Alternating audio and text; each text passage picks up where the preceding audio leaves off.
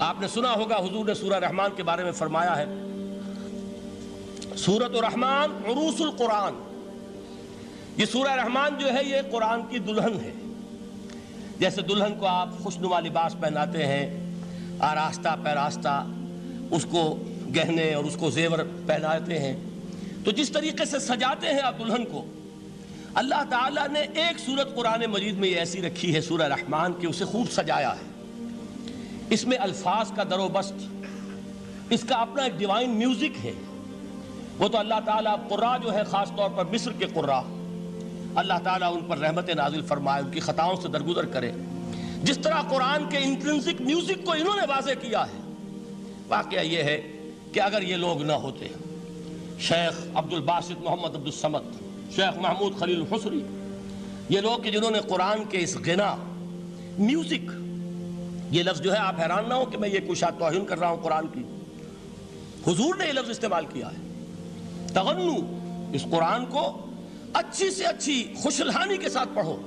من لم یتغن بالقرآن فلیس منا، جو قرآن کو بہتر سے بہتر انداز میں، اچھی سے اچھی آواز میں، خوشلحانی کے ساتھ پڑھنے کی کوشش نہیں کرتا، وہ ہم میں سے نہیں ہے۔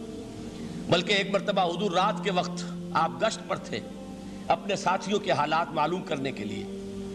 حضرت ابو موسیٰ اشعری رضی اللہ تعالیٰ عنہ ایک صحابی ہیں، ان کے گھر کے پاس سے گزر ہوا، وہ رات کو تہجد پڑھ رہے تھے، کھڑے ہوئے کیف کے عالم میں قرآن تلاوت کر رہے ہیں۔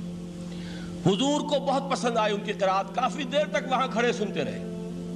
اب انہیں کیا پتا کون سن رہا ہے۔ بالکل اسی طرح سمجھ لیجئے ایک بات یاد آئی ہے، حضور فرماتے ہیں کہ جس طرح کان لگا کر اللہ قرآن کو سنتا ہے، کسی چیز کو نہیں سنتا۔ ہمیں نظر نہیں آتا نا، ہمیں معلوم نہیں ہے، ہم قرآن پڑھ رہے ہیں تو سننے والا کون ہے؟ سب سے زیادہ کان لگا کر خود اللہ۔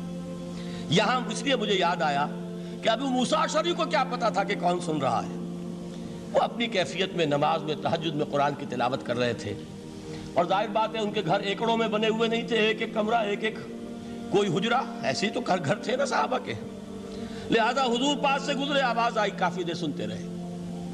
اس کے بعد آپ تشریف لے گئے، صبح فجر میں ملاقات ہوئی تو حضور نے تحسین کے انداز میں فرمایا، یا ابا موسیٰ انک قد اوتیت مزمارا من مزامیر آل داؤد، اے ابو موسیٰ تمہیں تو آل داؤد کے سازوں میں سے ایک ساز اللہ نے عطا فرما دیا ہے۔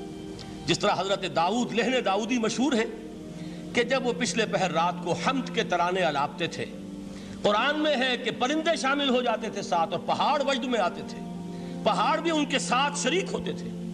تو جس طرح کا اللہ نے ان کو لہن عطا فرمایا تھا، حضور نے تحسین کے انداز میں فرمایا ہے ابو موسیٰ اشعری، اللہ نے تمہیں بھی آل داؤد کے سازوں میں سے ایک ساز عطا فرمایا۔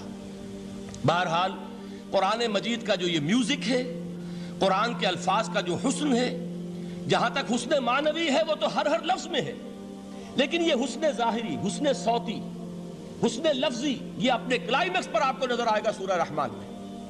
لیکن قرآن میں یہ سورت اس اعتبار سے بھی ممتاز ہے، اس کی 4 آیات پر ذرا توجہ کریں گے، عجیب حقائق سامنے آئیں گے۔ جہاں یہ قرآن مجید کے حسن صوت اور حسن لفظی کی معراج ہے، وہیں اس کی پہلی 4 آیات میں 4 چوٹی کی چیزوں کا ذکر ہے، سب سے اونچی چیزیں۔ پہلی آیت کیا ہے؟ الرحمن، ایک آیت ہو گئی۔ رحمان کیا ہے؟ اللہ کا نام ہے۔ کبھی آپ نے غور کیا اللہ کے ناموں میں سب سے پیارا نام کون سا ہوگا؟ رحمان۔ کیوں؟ اس کا مادہ کیا ہے؟ رحمت۔ ہمیں سب سے بڑھ کر جس چیز کی ضرورت ہے وہ کیا ہے؟ رحمت خداوندی۔ نام اچھی طرح سن لیجئے اس حضور کے قول کو۔ حضور فرماتے کوئی شخص جنت میں مجرد اپنے عمل کی بنیاد پر داخل نہیں ہو سکے گا جب تک کہ رحمت خداوندی دستگیری نہ کرے۔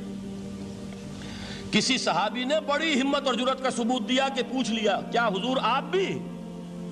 جب آپ نے فرمایا کوئی شخص داخل نہیں ہو سکتا جنت میں محض اپنے عمل کی بنیاد پر جب تک کہ رحمت خداوندی جو ہے وہ دستگیری نہ فرمائے۔ پوچھا گیا کیا آپ بھی؟ آپ نے فرمایا ہاں میں بھی۔ آپ انداز کیجئے کہ اگر محمد الرسول اللہ بھی رحمت خداوندی کے ضرورت مند ہوں تو تاب دیگراں چہ رسد، ہماری تو سب سے بڑی ضرورت رحمت خداوندی ہے۔ اب یہ رحمت جو ہے قرآن مجید میں اللہ تعالیٰ کی یہ شان 2 الفاظ کے ذریعے سے آتی ہے، رحیم اور رحمان، اور کوئی مادہ نہیں ہے جس سے 2 نام بنتے ہوں اللہ کے۔ لیکن یہ مادہ ہے واحد رحمت کا کہ جس سے رحمان بھی ہے رحیم بھی ہے۔ رحیم صفت مشبہ ہے، رحمت